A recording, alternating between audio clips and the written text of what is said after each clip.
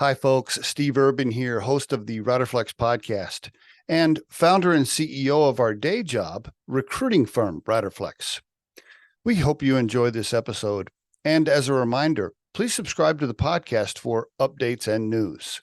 Finally, if you haven't already, check out the series of books we've published on hiring, interviewing, and overall career advice titled The Riderflex Guide, available on Amazon. And now, a quick word from our sponsor. Most homeowners don't have the time or expertise to properly take care of their home, which causes costly issues to arise. That's where Kira Home Maintenance comes in. We're a full-service, routine maintenance company that was developed by a certified home inspector. Each quarter, we service our clients' homes following manufacturer's recommendations to properly maintain all the necessary appliances. We provide the materials and expertise to prolong the life of your property, creating a healthy and efficient environment for your family. From top to bottom, we'll maintain and service your home.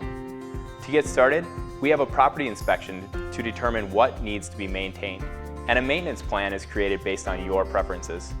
From refrigerator coils to filters, vents, and drains, we do it all, and we do it well. Contact us today for your free routine maintenance inspection, and never worry about your maintenance again.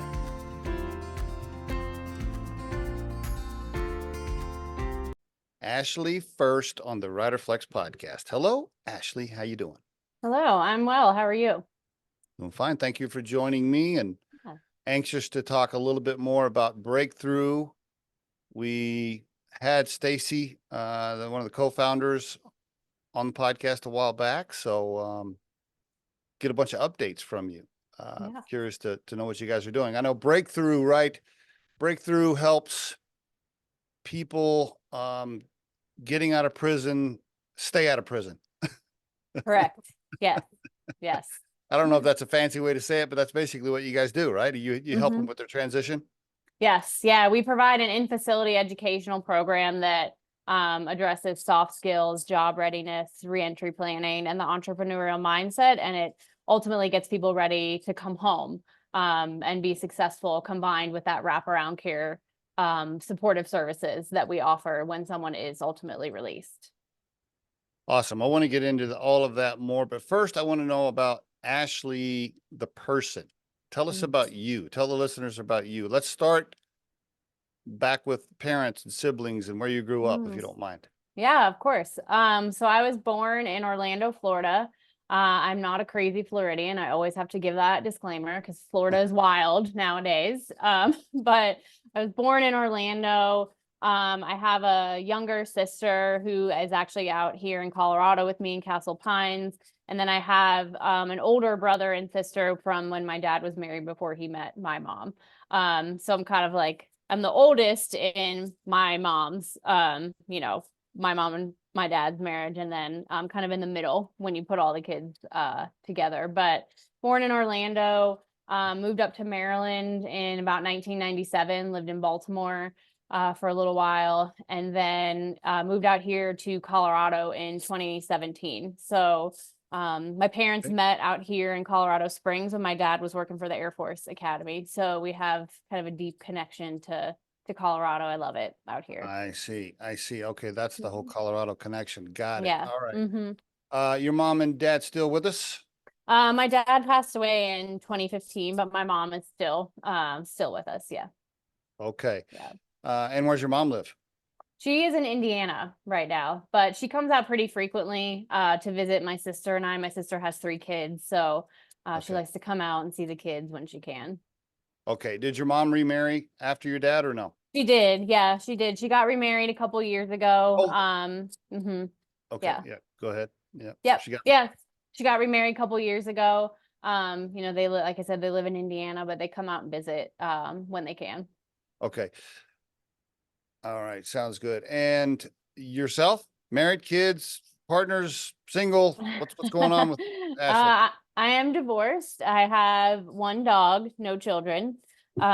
She costs me as much money as a child sometimes though, but so yeah, just 1 dog. I'm divorced as a result of what I'm sure we'll get into momentarily, but Yeah. So, No, any current relationships? Or do you want to market yourself? Do you want to give no. your handle on one of the dating apps or something? Yeah, No. I'm not on the apps because I just keep hearing horror stories about them. My friends tell me all about them, and I'm like, I'm good. I am good. So I am single. Yes. Can you imagine? I can't imagine what it would be like to be single at my age. God forbid anything ever happened to me and my wife. Yeah. Please no. Because I know some guys my age that are single, and It's rough. does it suck? Does it It's suck, it's Ashley? it's rough. It's pretty rough. Yeah. These apps like open this whole new type of like people just cheating on their significant others. Like it's, I mean, some of the stuff I've seen on there, I'm like, I'm good. I'm good on the apps. So Yeah. Yeah. yeah. Yeah, I wouldn't want to be single. A lot of crazy people out there. I've heard so many, especially for women, at least I think what I've been told is something like 80, I don't know if this is a real stat, something like 80% of the engagement is male to female. Hmm. So if you're a female, you're getting just hammered with all Yes. kinds of guys trying to have conversations. But Yeah. there's not a lot of female traffic to males is Yeah. what I've heard. And Yeah. so this creates this situation where guys are desperate, right? They're sending out all these messages. They're just constantly sending out these messages because they can't get any reaction. Yes, yeah. There is one app, it's called Bumble, which was designed by women. They're Oh, based in Austin, Texas, okay. and they're a really cool company. But the app was designed for women to make the first move. So like you can Good match idea. with someone on it, but Good idea. Good the idea. woman has to reach out first, yeah, in order to start the conversation. Okay. Well, if I were you and I was going to use one, that's the one I would use. Yeah, yes, yes. Okay. Very good. And you live in Denver. You're in the Denver area. Yeah, I'm in Westminster, so right between Denver and Boulder. Yeah. Okay. Very good. So give us a little bit about your personal story and the things that have happened to you. Share the journey if you don't mind, Ashley. Yeah, yeah. I grew up, you know, normal in that sense. I went to private school when I was younger. Both of my parents were around for the most part. My dad did cheat on my mom, for Which is about why 5 years. which is why they And ended up divorced. yes, and they Okay. ended up getting divorced. At the time, my dad blamed it on me. He said that it was my fault. My mom was never around Huh? because my mom had to take me to horse shows. I grew up riding horses. So I was very lucky. I, had that experience growing up. Unfortunately, it was kind of thrown back in my face when, you're 14, you can't really drive yourself to horse shows. So my mom had to take me I've places.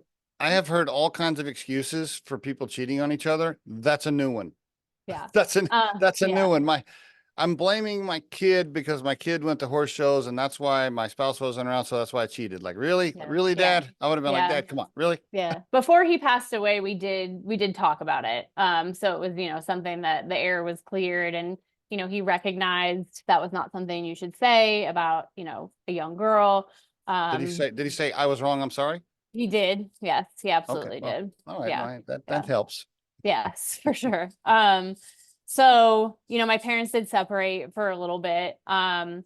My dad actually, and this, I'm gonna say this because it's relevant to the rest of my story. My dad worked for a company called, it used to be called Wackenhut. Now it's called Geo Corporation. Okay. And they run private prisons across the country. And then when we moved to Maryland in 1997, he started working for an organization called Youth Services International that ran juvenile justice facilities. And that will all come back into play in a little bit. But, Okay. I grew up normal. Like I said, I went to private school. I got to ride horses growing up. I had books in my home.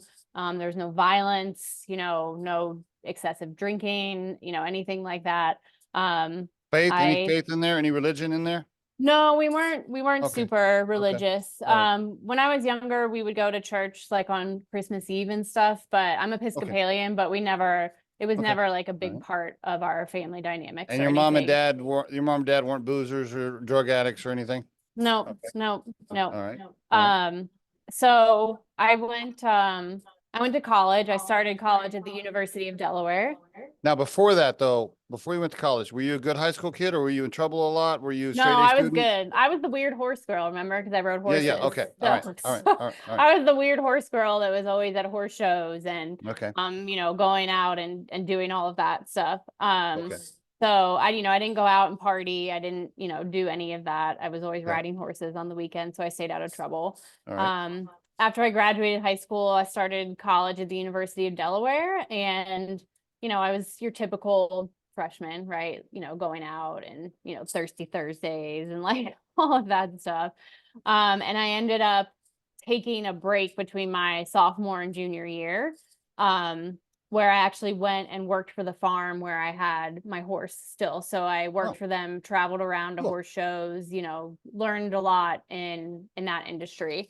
That's nice. That's cool. Yeah. And then my parents said I had to go back and finish my college degree. So I instead of going back to Delaware, I actually finished my degree at Towson University, which is in Towson, Maryland, just outside of Baltimore. Okay. I was an English major with a psych minor. So I didn't really know what I wanted to do with that degree. So, a lot of people say that they want to be teachers or go on. Some people even use their English degree to go on and be, a lawyer or anything. But I was kind of like, I don't really know what I want to do. So I worked in a restaurant for a little while. And it was there After your bachelor's degree or during school? After my bachelor's degree. Okay. All right. Yeah. I started as a server and then I ended up being promoted to being a manager, one of the managers for the Were you living restaurant. at home or already out of the house living with friends? I lived for the first year I worked at the restaurant. I was still living with my mom, and then my now ex-husband, he and I were dating at the time. Okay. So then we eventually moved. Eventually moved in Okay. together All right. during that time. Yeah. Moved in with your boyfriend, working at the restaurant. Okay. Yep. Got it. Yep. And so if you know anything about the restaurant industry, there's a lot of drinking, a lot of drugs. A lot of all kinds of stuff. Yeah. read the book Kitchen Confidential from Yes. Anthony Bourdain, so Yes. I Yeah. understand. Yes. So that was kind of where I was introduced to cocaine for the first time. Okay. I was going out, I was drinking a lot. Just thinking about it, it's so cringe because I was hungover all the time, right? It's miserable being hungover like that. But I was still young enough where I could like function, Sure. like a normal human being. If I tried to go Sure. out now, it would be terrible. Marijuana and cocaine, any other drugs in there? No, just those two, and drinking, of course, Yeah. to kind of combat that. You never stepped into acid or heroin or anything else? No. Okay. No, I All did right. not. All right. Yeah. All right. All Yeah. right. Go ahead. Yep. And so Boyfriend was doing the drugs with you? yeah. Yep. Yeah. So And everybody else at the restaurant. yeah, and everyone, all the friends, that was normal, right? So Like that's part of the so restaurant far, industry. yeah, so far what you've said is not completely abnormal. I mean, this is, that story goes probably with, I don't know, 50% of the people listening to this podcast. So, but Yeah. go ahead. Yeah. Yeah. Yeah. So then I, after about a year managing the restaurant, I was like, I have this bachelor's degree. Like, I don't want to work in a restaurant for the rest of my life. But now you're the manager. Yes, I was one of the managers. All And right. so I found a job as an administrative director. I was basically like an office manager for a lobbyist group for the equine industry that was based in Washington, D.C. Perfect. So yeah, I Perfect. started working there. But now, mind you, like the drinking and the drugs are still kind of a part of my life because I was still young and, going out and, I still had all that same friend group, right? Now let's take a from working pause, there. right? Let's take a pause right here. Are we talking hammered every night, or we're talking hammered once a week? Are we talking lines of cocaine during the day at work? Like what stage are you in? Right. So in the beginning stages, it was, maybe going out like once, twice a week, maybe Okay. on like Thursday night and Saturday night or Okay. something like that. Still somewhat normal, by the way, with that answer. Yes. And then it really got bad in around 2013, where I was doing cocaine pretty regularly, like on a daily basis. Daily, like you get I up in the morning, you do a hit, you do some at mhm, lunch, you're okay. mhm, All right. yeah, yeah. Yep. So I was definitely like a functioning addict in that sense. Can I ask right there how you were affording it? Because it wasn't super cheap. How'd you pay for it? That's where the story gets interesting. So, Yeah. part of my role at this organization I worked at was I oversaw their books and I had access to their bank accounts. And as you said, drugs are expensive. So Mm. I would pay all my bills, but then not have enough money to buy drugs, or I would have bought too many drugs and then I wouldn't have the ability to pay my bills. So I remember the day I made the very fateful decision, terrible decision, to use my employer's account to pay one of my bills. And That's your first major step over the line right there. yeah, and I knew what I was doing was wrong, and I kept telling myself like, you have to stop this, you have to stop this, but my addiction was so bad. I would say at one point I was doing about an 8 ball of cocaine like every couple days. It's a Wow. miracle I'm not dead, quite Wow. frankly. Wow. I went to Now the let dentist one time and they sent me to the ER because my blood pressure was so high, and they're like, you're gonna stroke out. And that was my like, oh shit, like, and this is after it had been going on for probably about 5 years or so. So five from like years. 20, yeah. So from like Can I 2013 to 2018, it was really bad. let me ask a couple of questions. When you started stealing from the place there, basically, Hmm. was your boyfriend in the loop? Did he know you were doing this? And was he No, no, he had no idea. We got married during this time period, as Whoa, well. whoa, whoa, whoa, Yeah. whoa. You're working at this place. You have this, now you have a major addiction. You're starting to steal from your employer. You get engaged. You have a wedding. Your mom and dad's there. Family's around. And nobody at this point knows that you have a major problem. No, I mean, I felt like I was hiding it. You know how, I mean, addiction is, you feel like you're hiding it really well, but I definitely think some people closest to me suspected there was a Well, problem. your boyfriend's like, Yeah, he absolutely did. He would say things to me like, we can't go out without you having to do cocaine, or like it's always, can we call someone? And so then I just hid it, right? I just hid it from him.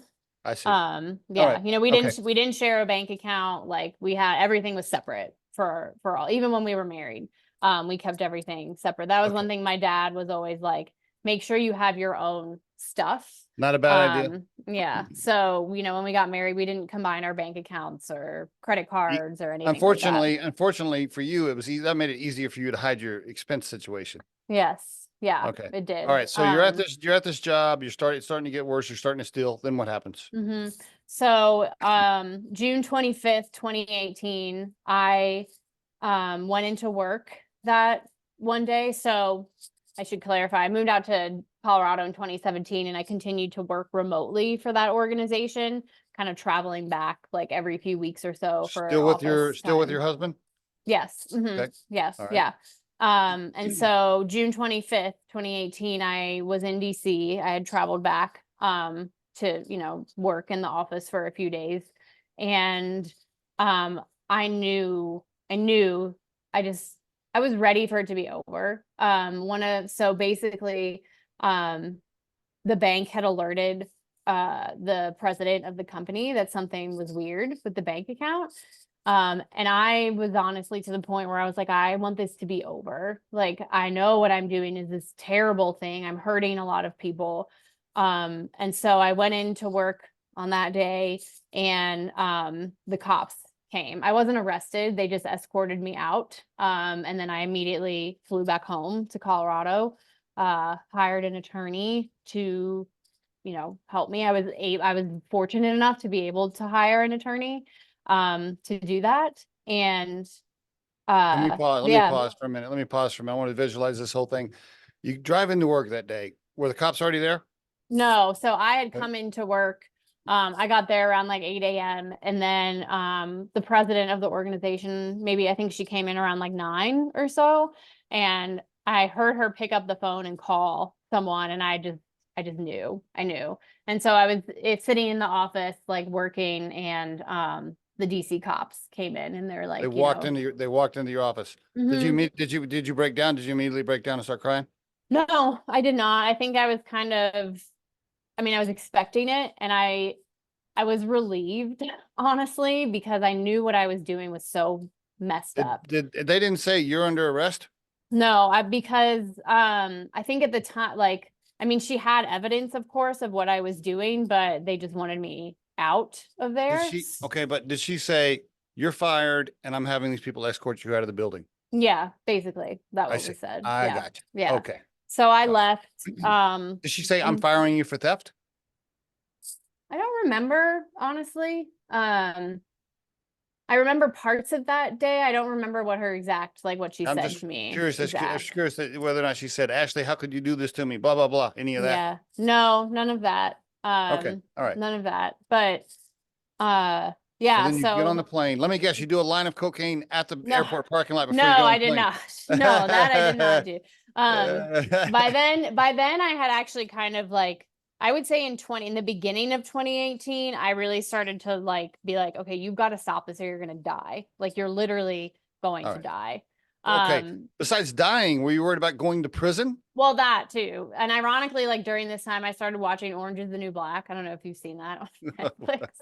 So I was like, it was And you're like like, I was this like is my life. subconsciously preparing for what was going to happen to me. I don't know. Oh, Like, shit.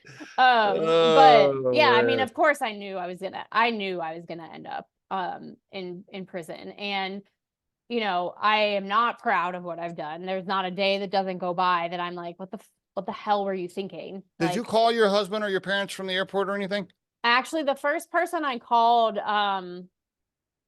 actually it was my husband. I called him, and because I was concerned that they were going to arrest me and take me to a DC jail. So I called him and I was like, if you get a phone call from a 202 or an unknown number, I really need you to answer it. And he was like, what do you mean? What's going on? So I told him. And then the second phone call was to my best friend, Kate, who lives in DC. And then the third phone call, I called my sister to tell Okay. her what was going on. You Yeah. weren't So ready to, then you weren't ready to face mom and dad yet. no.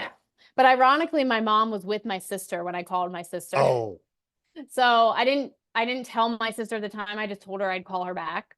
And so I called her back. But then of course I told my mom right after. My dad had passed away by this point. So my dad has not been around for any of this. okay.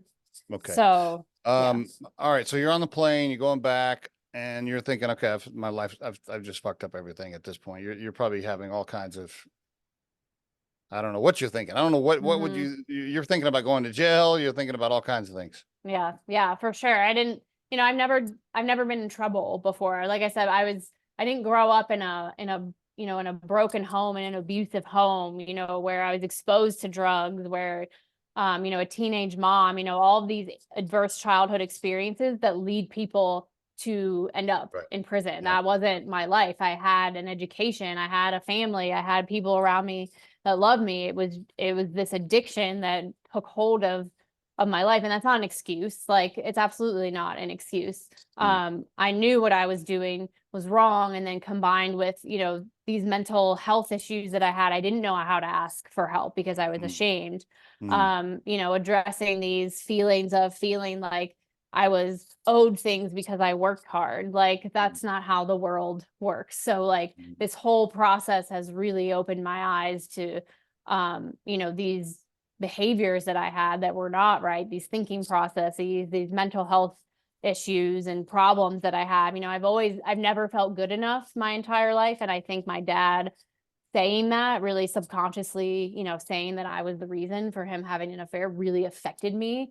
And I didn't realize it till I've become older. So, I've never felt good enough. I've always been like middle of the pack, right? Like I've always been like, people never remember my name or they don't remember what I look like. So I've never felt good enough. And, when I was doing the drugs, like I felt like I was fun and outgoing, right? To like combat those feelings of I being see. inadequate. Yeah. Had you ever stolen anything before that? Like even a candy bar or anything? No, not that I can remember. Wow. Maybe when I was like little, how little kids will like grab Yeah. things. But not that I can remember. Okay. Yeah. All right. So eventually you get arrested. What happened?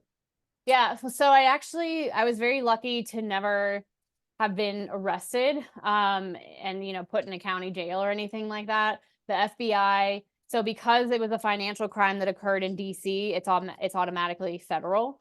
So the FBI took over my case. I ended up having to retain an attorney in DC instead of Colorado because that's where I was being charged. Okay. So my attorneys out here in Colorado helped me find an attorney in DC, which this is also a whole story. And he helped me through the process, negotiate, talk to the FBI. We did what was called a reverse proffer in December of 2018, which is where we went and met with the FBI, and they're like, here's the chart, here's the evidence we have against you, and like, here's your plea deal. And I was absolutely not going to fight it. I was not going to say, no, I didn't do this. Like, I did it. And I needed to accept my punishment for it and what that was going to be. So I officially pled guilty actually on January 29th, which is my birthday, January 29th, 2019. I officially pled guilty. And then in May of 2019, I was sentenced to 27 months in federal prison. And I didn't get taken away immediately after I was sentenced. I was given the option to self-surrender, which is important to note because not a lot of people get that luxury. It's literally a luxury to be sentenced to federal prison time and be able to walk out of that courtroom, and then you have to report to prison on your own. So I had to report to prison in West Virginia, June 25th, 2019. So it was ironic how it was literally a year to the day that like I got caught and then I went to prison. That year period mentally and emotionally had to just be horrible. I mean, every day you're waking up thinking, what's going to happen? How long am I going to be? I mean, God, that 12 months was a nightmare. It had to be. Yeah, it was for sure. And especially before I met with the FBI in December of 2018, I was like always convinced that the FBI was going to bust in my door and like arrest me and shoot my dogs. And like, it was just, I lived in like this fear, but it was a result of my own decisions, right? Like, I don't want to like, I don't feel bad for myself that I went through that because it was a result of my own decisions, like my poor decision making. Wow. Yes, it was awful. Like, I don't think I slept. I don't know how you could. And how do you even get up? Like, how do you get up with like goals and aspirations and a to-do list and like, when you're like, I don't even know how you get through the day. I don't know how you function like that. Yeah. It was, and I would my attorney was like, just try to keep working if you can, so I, worked kind of like various jobs, but inevitably they would find out that I was being charged with a crime and they would fire me. So it was really difficult to find someone that would just like give me a chance before I had even been sentenced to anything. And it had to also be hard to stay off of the booze and alcohol and drugs and everything else. Yeah. I mean, during that 12 months is when I would have probably done the most drugs. Yeah. I did drink. I did drink a lot. I didn't go back to doing drugs or anything, but I did drink as a way to kind of cope. Sure. And of course things weren't great between me and my husband because he was completely blindsided by this thing that had happened. I mean, I don't want to like defend him, but I mean, that'd be hard to come back from, because you broke down, you just blew up a lot of trust right there, 100%. Yeah. And, we ended up getting divorced. The divorce was finalized in August 2019 when I was in prison, but while you were in prison. Okay. Yeah. So we filed for the divorce before I went to prison, and then, just it takes a little bit sometimes to get it all finalized. So it was finalized. Who filed? We filed jointly. We went to the courthouse together. Yeah. But he and I kept in contact. Okay. Yeah. Was he just like, I can't do this, Ashley? Yeah. I mean, he just, there were, it's, I don't blame him for feeling, hurt. And, that, like you said, that trust was completely broken. And, I hid this major thing from him, and he had tried to confront me and help me with this addiction, in the way that he knew how, but I didn't know how to accept that help because I was in denial, right, about having an addiction, like, Yeah. thinking that I was going along fine. Do you still love him? As a friend, I hope he's happy and I hope he's, doing well. So we had two beagles, when I went to prison, and one of the beagles was kind of like mine. So when I came back home, and then went to home, what they call home confinement, he brought my dog to me. So when I had to put Remo down about a year ago, he did come over and like say goodbye to him, and we had like kept in contact while I was incarcerated because he had my stuff. Like, he was my power of attorney, so he had, the ability to pay my taxes for me, like, deal with bills that would come. He had access to my bank accounts. I trusted him to Do you guys deal do you still all that. talk from time to time? No, not really anymore. No. Did he remarry? No, he's dating someone from what I understand, but Oh, I don't think he's okay. gotten remarried. Yeah. Have you had any serious relationships since you got out of prison? Like a boyfriend or anything, or girlfriend? I I don't know. have. Yeah. Yes, I have had one. Yeah, I have had one. We were together for about 2.5 years. Oh, Yeah, we actually met in the halfway house. So he has a story of his own too, but he's doing well now. He owns his own business. It's a solar installation company here. good for And him. Good for him. yeah, What I happened? What always happened? say, What happened? it just, he has his own addiction issues that have not been addressed. I understand. Got it. Prison is not the place that will necessarily help with addiction issues if you can't get into the programming. And he was in a penitentiary. He was in Florence, not the ADX, the penitentiary. So that's Good, a tough prison. It's, you know, good segue into helping people transition. Good segue here, right? yeah. So, all right.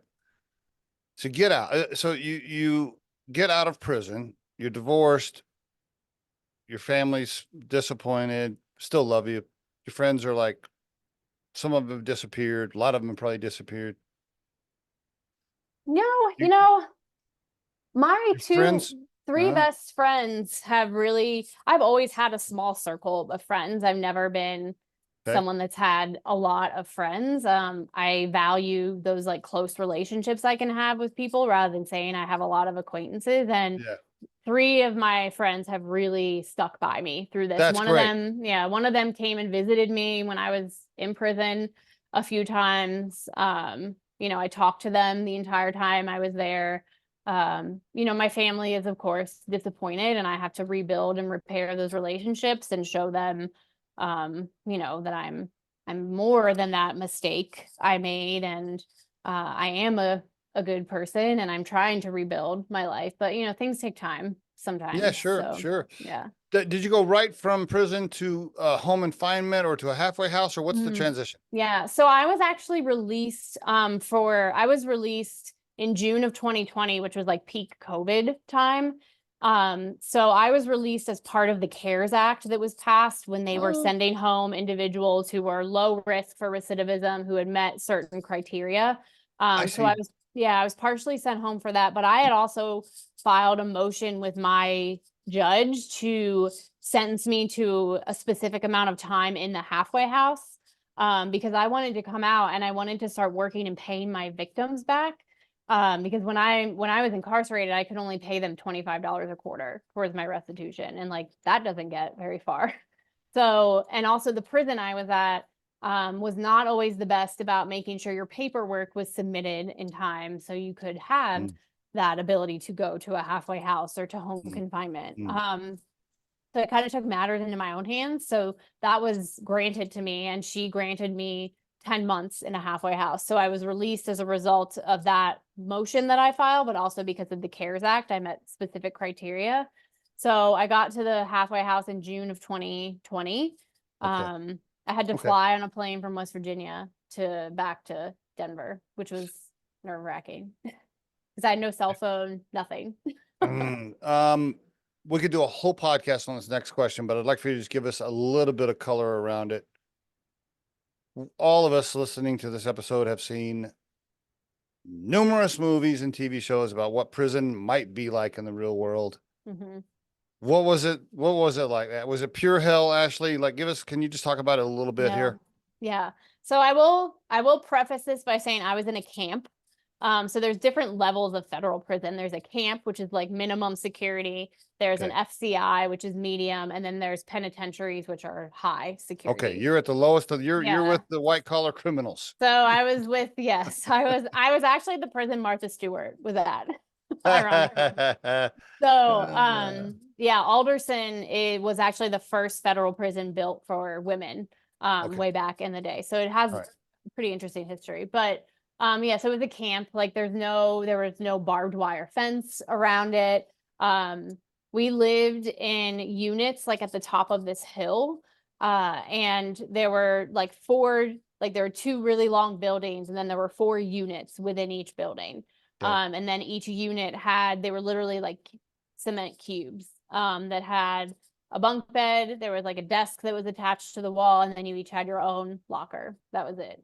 Well, so pretty Um, similar as far as the room goes, as far as the cell goes or the room, pretty Mhm. similar to what you see then on TV. Yeah, so Orange is the New Black. Piper Kerman, who wrote the book, she did prison time in Danbury, but the setting for that prison is actually based off of where I was, Alderson. Okay. So yeah, so we could walk in and out of the unit as long as the compound wasn't closed or we were on lockdown. You Okay. know, Did you have a roommate? Did you have a roommate? Yeah, you get assigned. Yeah, you get assigned a roommate. So, Did you have when a I did you have got a there. terrible roommate or did you have a good roommate? How'd that No, work out? she was great. She was great. She was actually from Baltimore herself as well. So we had that in common, Okay. and yeah, we got along. So that was good Were there because, were there fights? Were there people getting yeah, there were definitely fights. Women Wow. can be just as brutal as men. Wow. Were you women worried? Were you scared? No, I never felt like I was unsafe or anything like that. And I This actually okay. I met some really incredible women that I'm still friends with to this day that I still Great. talk to. Great. Yeah. Great. Yeah. This is not one of those prisons where you had to join one of the gangs to stay No, safe. no, it Nothing like was that. not one of those. Nothing No. like that. Here's another question. This is maybe be too personal, but I'm just going to hit you with it because I get direct on the show here. Every time I see these prison stories, all these the men end up sleeping with the men, the women end up sleeping with the women because they're sex deprived and they can't. Or are there conjugal visits or there Mhm. or did you just not have any sexual relations for 27 months, Ashley? Like, Yeah, that was so they call it going gay for the stay. That was going not gay for the me. stick. Yeah, Going that was gay for not the stick. Is me. that the I did not do that. I was good on that. but that Yeah, happened. but I'm sure that happens a lot. it does. And I think it's not necessarily sometimes always about the sexual relationship. It's also about like having that connection, I that can deep see that. connection with someone I too, can see that's that. like your go-to person. I can see that. Having a support system, because you I really get it. can't live your life on the outside when you're inside, because you'll drive yourself crazy wanting to know what your family is doing, what your significant other is doing. Like, yes, you have to maintain that contact and that relationship, but you can't get up every day and wonder what that person is doing, because they're also trying to live their life on the outside. So you brought up an interesting thing right there. And I have actually thought about this when I watch movies or whatever. Going gay for the stake. Well, it's interesting. I didn't know that was a term. But yeah, the emotional support of it or the companionship, I would guess is, at least especially for women, is probably the most important thing. Like the physical act of it is there sometimes, but probably not the primary reason. Yeah, for sure. And women, a lot of these women have kids, right, that they're missing, and they can relate to other women who I are got you. going through the same thing. I don't have kids, so I don't know what that's like to have to leave my kids behind. I can Oh, only yeah, tough. imagine. So that's also a lot of the times where women can find that common connection too. And one more prison question, and then we got to move off of that. What'd you do all day? I mean, So I worked. Oh, okay. Alderson was a working camp. So the inmates actually ran the camp. So like we had ladies that worked in welding, they worked in laundry, Oh, they worked in okay. HVAC. I specifically worked in food service warehouse. So I learned how to drive a forklift. I did like inventory for like the whole warehouse where all the food Yeah. was stored. All right. Unloaded the big trucks when they came with the forklift. So it was really nice because it made the days go by really fast. I had a Oh, purpose yeah. Oh, to for get sure. up Oh, in the morning yeah. and do Yes. Yes. something. I think Yeah. that's absolutely critical. Yeah. Yeah. Yeah. Yeah. Yeah. Totally. Yeah. Okay. Very good. Did the halfway house, did that suck? Oh, it was terrible. It was awful. Like It was, worse than the camp? I think it was worse than the camp because Really? for me personally, it was worse because I also did not get along with the program director. When you have a white collar crime like how I did, you have a stereotype that's attached to you that you're greedy, that you're selfish, that like you only care about yourself. And so, Interesting. Interesting. yes. So, I had a program director tell me that I'm selfish, I'm a narcissist, I'm incapable of changing my criminal way of thinking, I'm going to end up back in prison. So halfway house was tough. Wow. But the good thing about the halfway house is that you have the opportunity to get a job and go out and work. So when I came home, I immediately was like, I don't care what type of job I have, I need to do something to get out of here during the Absolutely. day and Yes. start that income coming back in. So my first job was working as a production associate for Goodwill of Colorado. So basically, I would sort through all the donated clothes, put them out on the floor, help them, with the flow of all of that. And then after doing that for about a month, so I have a master's degree in marketing from Johns Hopkins. Yes. And I was like, there's got to be a marketing company that will hire me. Like, so I just kept trying to apply, and finally I applied with this company. It was called Social Connects. It was a women-owned company in Centennial, right in the tech center area here in Colorado. And it was just a small digital marketing, social media marketing agency, and went for a couple of interviews. And at the end, I was feeling really good about it. I felt like I had a really good chance at getting this job as a marketing specialist. At And that so, moment when you were feeling good, did they know about the prison thing yet? no, so that's when, I had a really hard time figuring out how to talk about my crime, how to I disclose that to I people. believe And it. I believe it. that was one good thing about the halfway house. It taught me, because I had to disclose that to my employers because they would call and make sure you were at work, like you said you were. I see. So I was feeling good about this job. And so I said to Gina, who was the owner of the company and my boss, I was like, I just want you to know, I want to be transparent. Like, this is the situation I'm in. Here's what I've learned from it, and here's how I'm moving forward. Did and you like say that looking towards after the did you say future. that after they hired you or during the interview? I said it during the interview, and then Okay. 2 days later, she offered me the job. So, Oh, and wow. after I disclosed that to her, she was like, everyone has a story, everyone has a past. We've all done things. Some people get caught, some people don't. She's like, but I look at you as a person that can bring value to my organization professionally, but also to me personally, and we can learn from each other. And I found Okay. out later too, she actually volunteers in Denver Women's Correctional Facility. She's actually come in with Breakthrough a couple of times as well, like mentoring women, helping them get ready to come home. Okay. Who is this person again? Her name's Gina Schreck. And what's her company?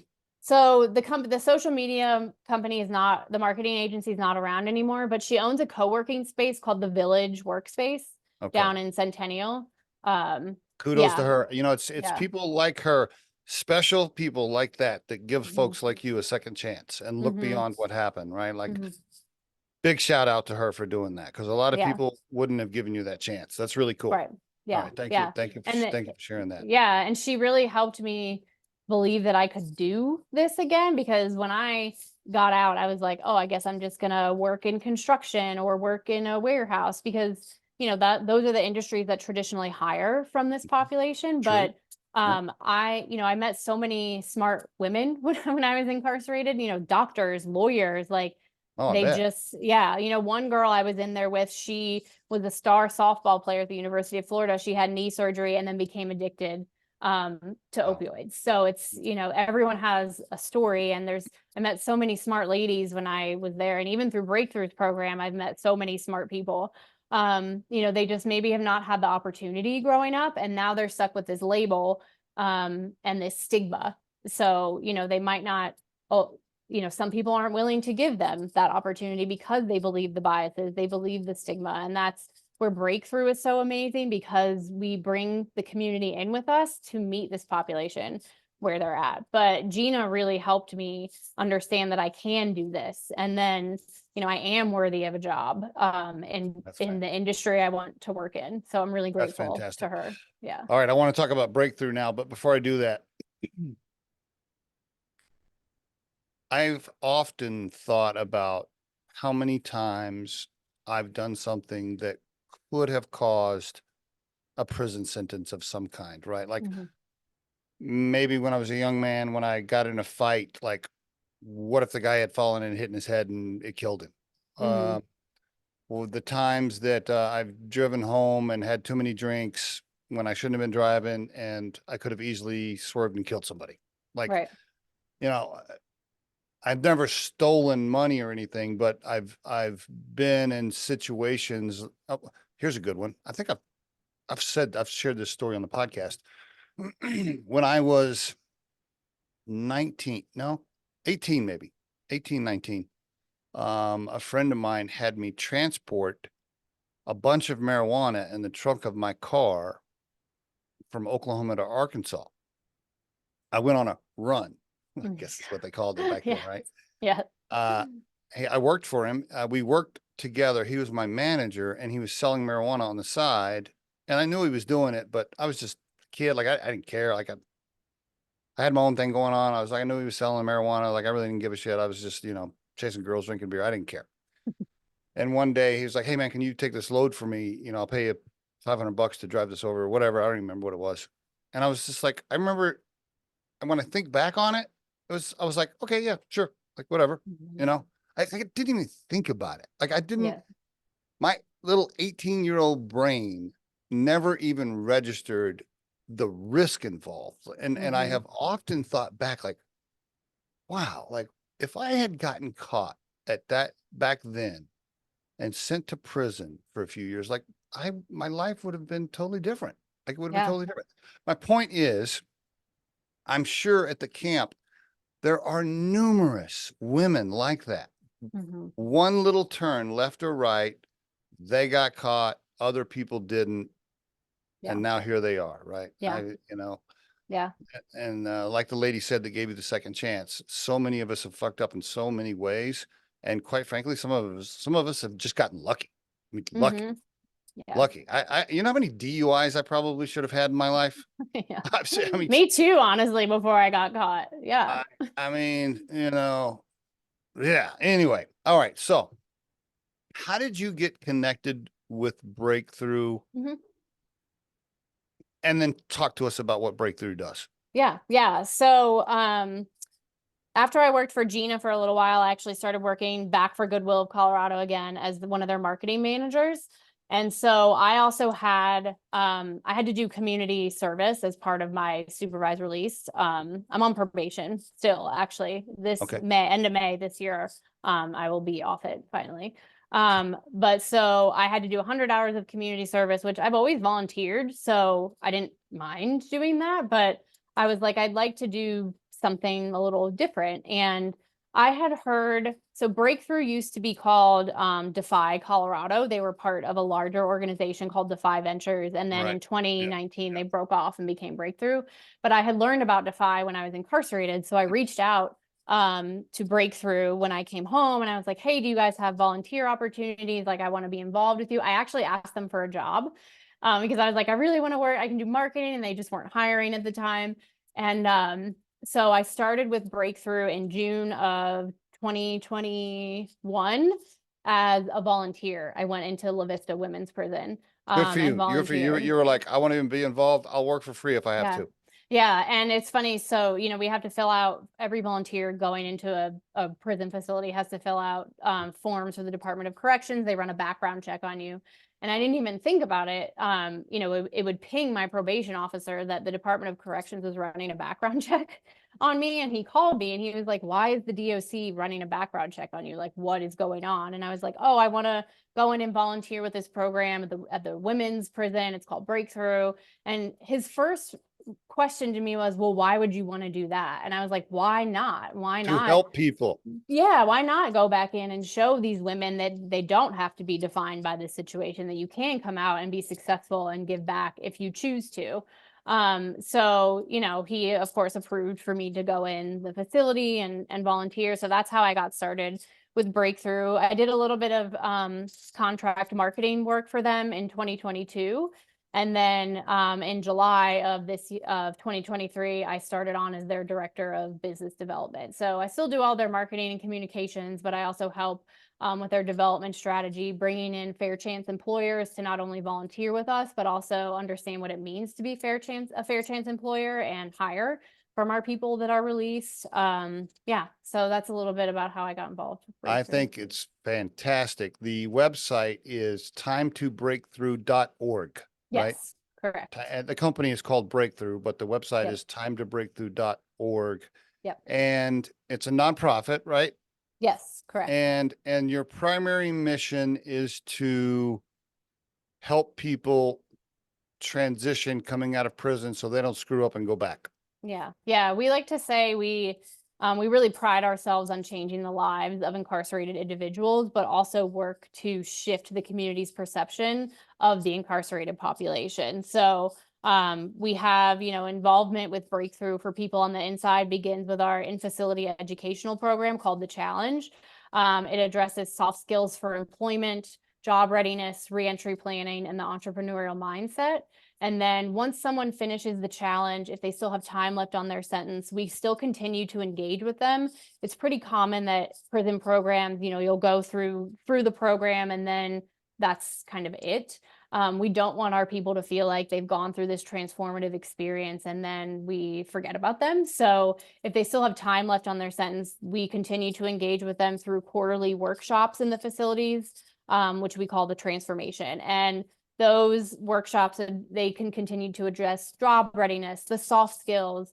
We've had employers come in and do specific types of workshops on like the entrepreneurial mindset. We've brought in other community partners to talk about the resources that they have available for them when they come out, because we are a small organization. There's only 8 of us that work there. So we can't, Okay. yeah, Okay. we can't do everything. And if another organization is already doing something really well, we don't need to necessarily create the wheel. You know, we really value these partnerships with other organizations that are trying to help the same population that we are. So when someone comes out, that's when they become eligible for all of our reentry support and they meet with our reentry team. We immediately work with them to address all their stability factors. So making sure they have safe housing, transportation if they don't have a car, making sure that they have bus passes that they can use to get around. Employment is of course another critical stability factor that has to be addressed, but also anything else like they need access to mental health treatment or substance misuse treatment, you know, access to food. So making sure we can get them signed up for SNAP and EBT and all of that. We also give them a welcome home pack when they return home. And that contains a cell phone with 90 days of data, as well as a Google Chromebook that was donated by a corporate partner of ours. So our reentry specialist works with them to help that digital literacy aspect, right? Because everything is done online. And unfortunately, we can't have computers in the facilities like how we can right now. So when they come home, we immediately begin to work with them to help them understand how to use their cell phone, how to use their Chromebook so they can go online and apply for jobs and upload their resume, find housing, all of that stuff. And we continue to engage with them for as long as they need our help. You know, it's common for reentry support to only last a year or two, but we continue to engage with people for as long as they need it and as long as they need that support as well. As you've talked about these wonderful things you're doing for these folks, my mind immediately goes towards, do you have a line of people trying to get into the program? You only have 8 employees, you only have so much money, you only have so many resources. How do you decide who to help and who not to? Because I'm assuming the line is long of people saying, please help me. Yeah, so right now we're in 4 facilities.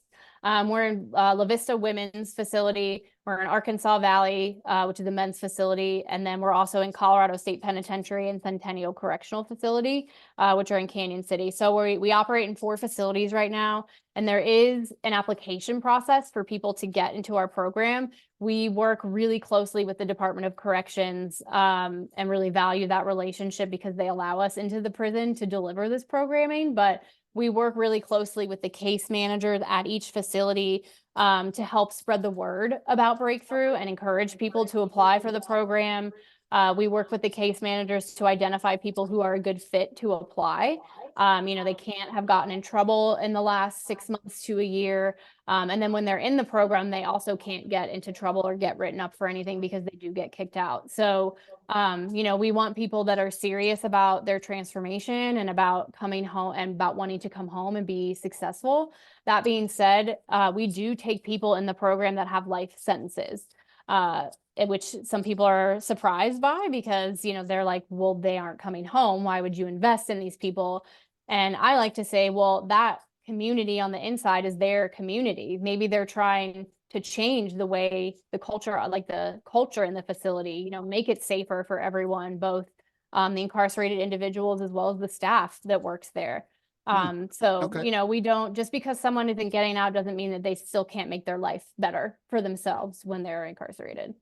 What percentage of prisoners would you say are, I screwed up one time, I made a big ass mistake and I'm here, versus I'm a lifelong crazy ass criminal? I'd have to go back and look at our data specifically, because we do collect data on people. How many instances were you arrested as a juvenile? How many times have you been arrested or incarcerated before? I will say that the common theme, I guess, that we see is a lot of the men in particular were really young when they first engaged with the justice system. A lot of the people overall in the program, single mother, maybe there was an abusive situation, substance misuse issue. They grew up in an unsafe neighborhood where they heard gunshots. So all those adverse childhood experiences that people don't realize how it impacts their behavior as they get older. You were the minority. You being a private school kid riding horses, you're the minority of the type of prison. 100%. Yeah. And we actually do this really cool exercise at 2 of our milestone events in the facility. It's called Step to the Line.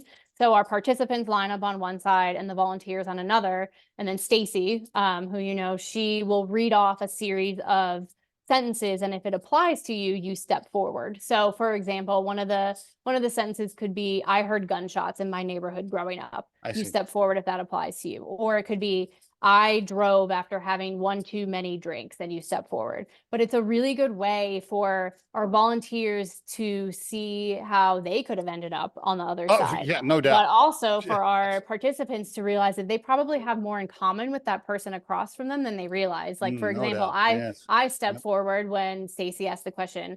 I was sentenced to more than 2 years in prison. So obviously I'm aware of what I look like. People don't think that I've been in prison. So it's just a really good way to bridge those gaps and cut down those biases and help our participants and our volunteers realize that they probably have more in common than they think. I know we're over on time, but you got time for a couple more questions? Yeah. Okay. Sorry to stretch you here. What percentage of people you deal with have a mental illness of some kind? I'm trying to think. And I'm talking from bipolar to whatever, right? Yeah, we don't ask specifically if they have a diagnosed mental health issue. Like, we don't.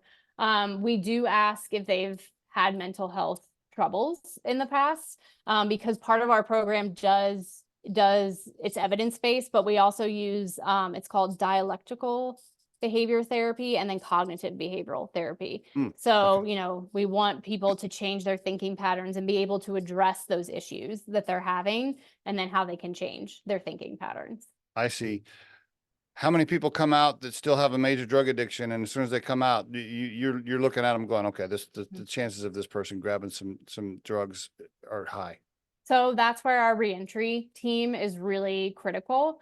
Our recidivism rate overall stands at 6%. This, for comparison, the state of Colorado is about 37%, so it has decreased. It used to be around 45%. So they've Wow. done a good Okay. they've done a good job in decreasing that recidivism rate. But ours stands at 6%. When someone comes home and engages with us in their welcome home meeting that I was talking about, that recidivism rate has dropped to 1%. We've only had one person recidivate that has come home and engaged with us in those reentry Wow. support Excellent stat. services. That Yeah, is, so that's why that wraparound care is so critical for someone coming home, especially if they have a mental health issue or a substance misuse issue. And we actually we do have one program that operates in the community. It's called Circle of Hope. It's every Friday night at Cross Purpose. It's hosted at Cross Purpose with their Live Different recovery program that they have. And so Circle of Hope is a place for people to come and get support, feel part of a community if they need it. And we help them address those thinking patterns that could lead to a relapse, or, help them find resources that they might need if they are in need of substance misuse treatment or mental health access as well. could you help more people if you had more donations and more employees? Absolutely. We are, like you mentioned, we are a nonprofit. So, we rely on the support of our individual donors. We also, we do traditional grant writing opportunities when we can, corporate partnerships, all of that. But yeah, we're only able to expand our impact if we have the support behind us as well. Timetobreakthrough.org. That's where people need to go if they want to make donations or if they want to Yes. make contact. Okay. Yep. Correct. Here's a conspiracy theory question for you. Are the people that have investments in prisons secretly rooting against you because they need these people to come back to prison to keep their money train going? So those private prisons, that those companies that my dad worked for, ironically, there is, private prisons are an interesting thing, right? Because why should you be profiting? People will say, why should you be profiting off of someone making a mistake ultimately? I will say, the Department of Corrections has been really wonderful to work with.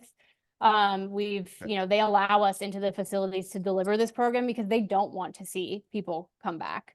Just Are you seeing sure? how Are you sure? Because I've had people on the podcast that do similar things that you do that think that they do want you to come back. Yeah, I mean, it's easy to think that for sure. I've had my own struggles while I've been on probation. And that's a whole other conversation, right? About, how probation could be reformed. If let's say someone misses a UA because they had to work overtime or something like that, that could be grounds for sending someone back to prison because it's a violation. So, there's different parts of the system and the way that they intersect that, of course, need to be addressed. I will say that, and the people that we've worked with at the Department of Corrections, they've been really invested in how Breakthrough can help people come home and be successful. Good to know. Have you ever been tempted to do some cocaine since you've been out? Absolutely not. No, I'm good. Yeah. Are you able to have a glass of wine? Can you do that without? Yeah, every now and again. But it's interesting as I've gotten older, I'm kind of like, I could, I don't have to, when you're younger, you kind of have that mindset, like you have to drink to have a good time. I'm good. Very good. Well, I'm super proud of everything that you've accomplished and done since you've been out. I'm happy for you. Thank you. I appreciate that. You have a really inspiring story. And you're perfect for helping people, and you're so well spoken, and your presentation is so great. No wonder they moved you from marketing into biz dev. I mean, you can do both, right? Because you really present well. Your communication style is great. I can see why they moved you into that for sure.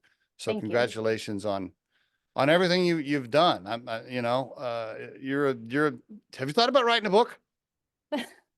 Someone else, I was at a conference in October and I was on a panel where I talked about my story, just kind of like how you and I were just talking. And someone else said that same thing. Maybe, I don't know. I feel like there's a lot of people that have my story. There is. Okay. So yes, that's true. Right. And there's thousands of books that have been launched already like that. And I'm sure there's a million people in the US with a story very similar to yours. However, your personality and the way you communicate, I think is the difference, Oh, thank especially you. if you did like an audio version. Oh, well, thank you. You know, I think you should consider it, if nothing else, just to have something documented for your legacy, right? You Yeah. know, Yeah. hey, if you wrote a book and you put it on Amazon and you sell 10 copies, okay, Yeah. whatever. Like you Yeah. have it on your shelf that you can look at when you're 70 and be like, hey, here's my story. Yeah. I did that thing. Yeah, that's Yeah. true. You know, Yeah. Well, thank so you. Ashley, thank you for being on the Riderflex podcast Yeah. and Thank you for sharing your having me. story. Yeah, Thank you. appreciate it. Thank you.